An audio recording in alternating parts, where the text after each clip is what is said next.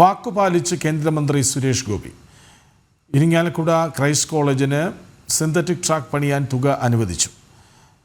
9.5 കോടി രൂപയാണ് അനുവദിച്ചത്. വിവരങ്ങളുമായി ആനന്ദ് പുതൂരൊപ്പം ചേരുന്നു. ആനന്ദ്, ഇന്ന് ആശാവർക്കർമാർക്കായി വലിയൊരു പ്രഖ്യാപനം നടത്തിയ കേന്ദ്രമന്ത്രി മറ്റൊന്നുകൂടി നിറവേറ്റുന്നു.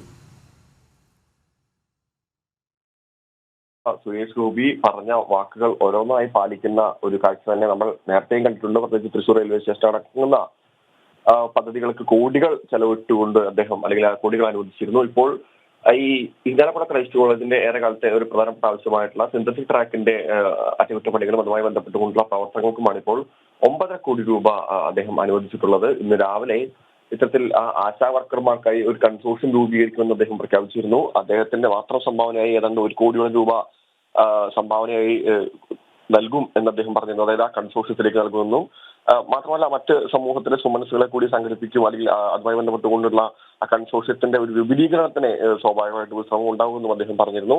എന്തായാലും ഇപ്പോൾ അതിനുശേഷമാണ് ഇപ്പോൾ ഈ ഇരിങ്ങാലക്കുട ക്രൈസ്റ്റ് കോളേജിന്റെ സിന്തറ്റിക് ട്രാക്കിന് വേണ്ടി 9.5 കോടി രൂപയോളം അനുവദിച്ചുകൊണ്ട് ഉത്തരവിറങ്ങിയിട്ടുള്ളത്.